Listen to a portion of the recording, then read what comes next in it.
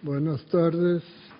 Vamos a continuar nuestro debate de hoy en la mañana sobre la cultura y el desarrollo sostenible en la agenda para el desarrollo después de 2015. Y continuaremos con la lista de oradores. The list of speakers will continue from this morning's thematic debate. I will now call on the distinguished speaker, Her Excellency Mirela Kumbaro, Minister of Culture of Albania. You have the floor, Madam.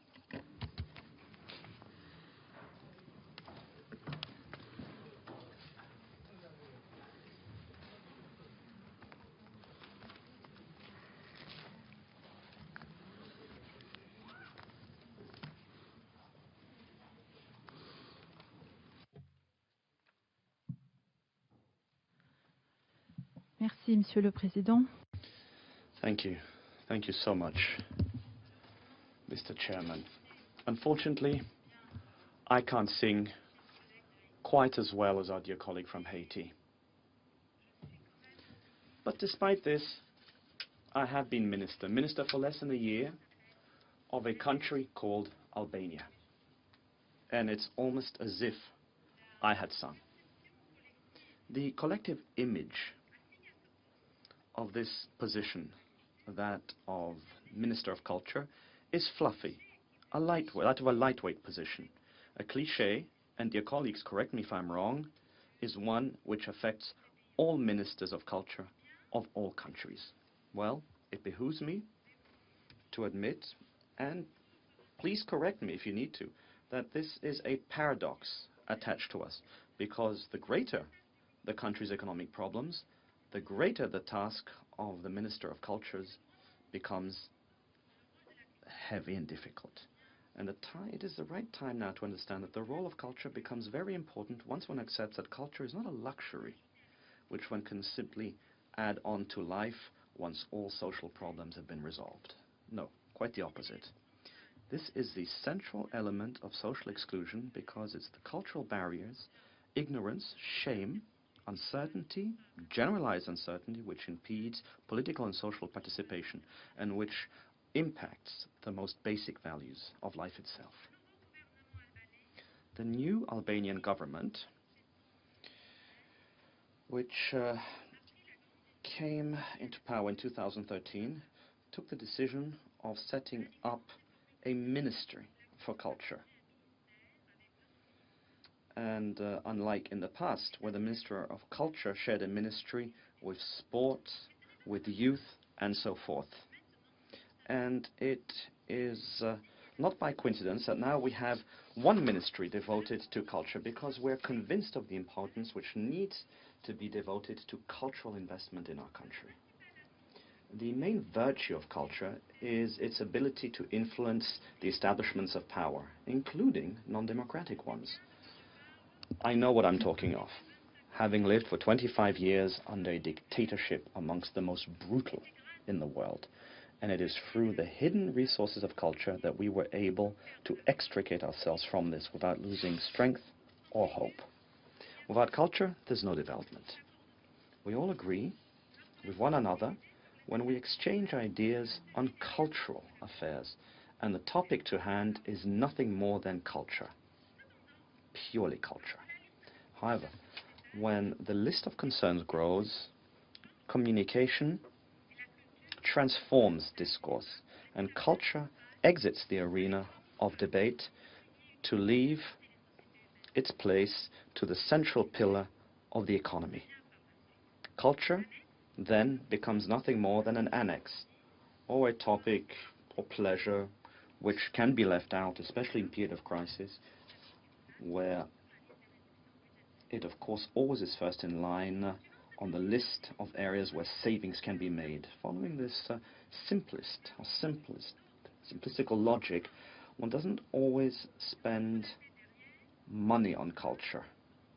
But if one but looks back, one will notice that although economic systems change and management models change, culture is inherited. So let us restore culture as the basic value which never betrays us. and which deserves a place of honor in the sun, but especially because our societies need it. All the United Nations, UNESCO's, the major conferences on sustainable development documents have defined 3 pillars for sustainable development. We have the environment, we have economic development, and we have social cohesion. These 3 pillars, however, will not hold. They won't hold without adding a 4th pillar, namely culture. Sustainable development can only be guaranteed if one achieves harmony. Harmony between cultural diversity, equality of opportunity, environmental awareness, and economic achievements. This is all the more important in small countries, when these are also faced with a number of challenges, marking small peripheral economies, such as weak management and information systems, a dearth of qualified personnel, insufficient education, lack of experience, legislative shortcomings, weak public institutions, small markets. In a word, elements which choke off investment and put the brakes on development. At this point, society needs to act faster, in a stronger way. And society won't do this by herself. Society needs to be prepared.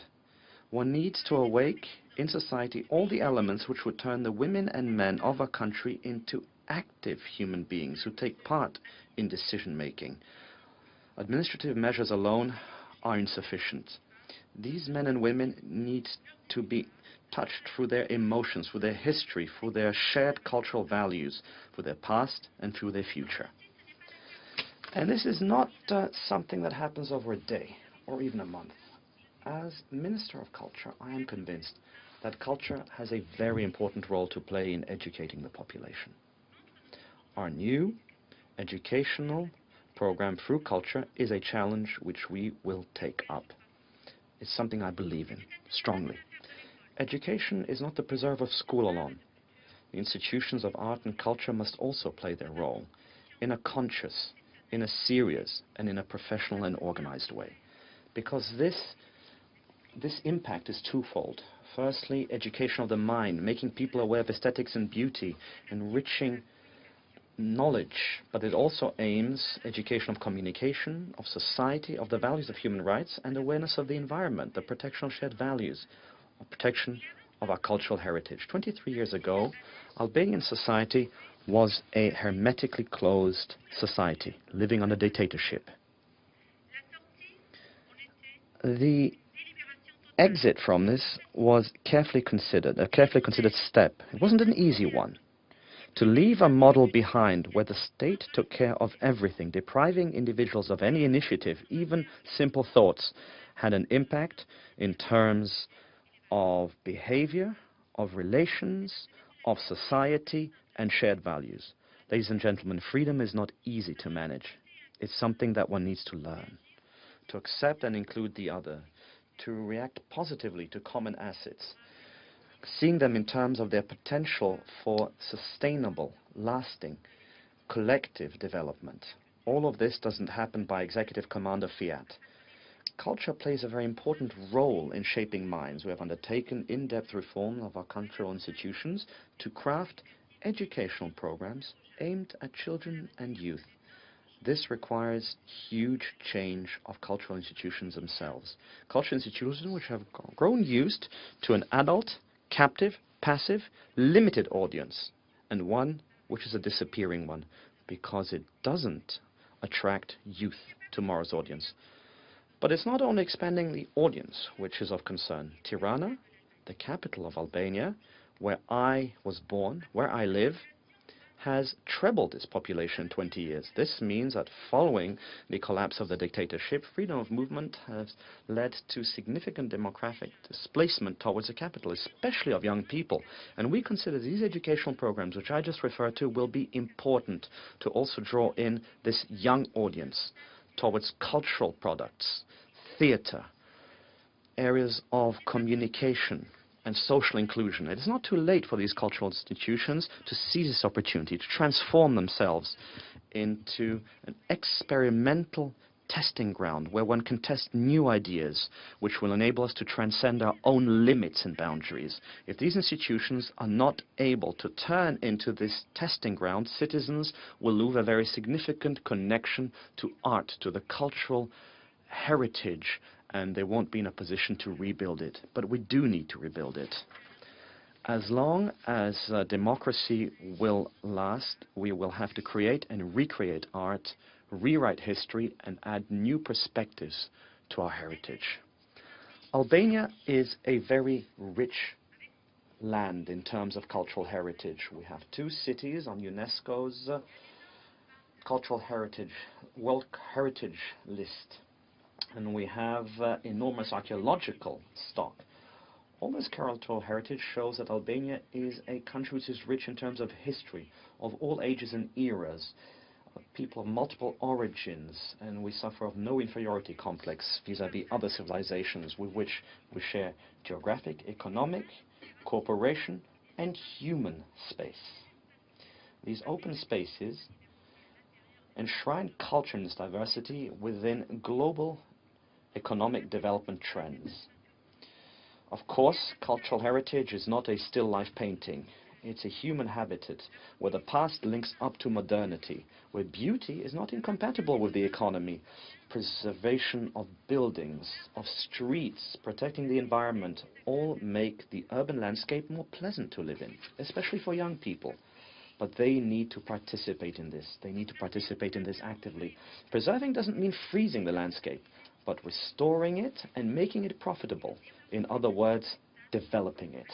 And development is not only a task which is assigned to the tip of the pyramid, but it's a basic activity which prompts us and pushes us towards reform of the system for the management of one's heritage, improving local cultural heritage administrators, better covering the whole of the country, and a system of daily communication with local authorities. The development not of a heavy, burdensome economy, but a constructively thinking economy. Educating the population through the media of culture is something which seems very important to us. Ladies and gentlemen, I invite all of you to visit Albania, to get to know her. There you will find people of all colors. You will find the sea and you will find the mountains. You will find folly, but you'll also find wisdom, smiles and force. Albania experienced darkness. Despite this, she remains young.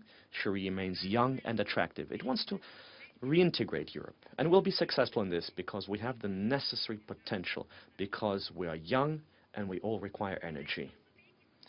Our friends from other countries often visit Albania tell me that sometimes it's difficult to visit Albania at first, but then it is far more difficult to leave it. Welcome, welcome to my country, all of you. Thank you.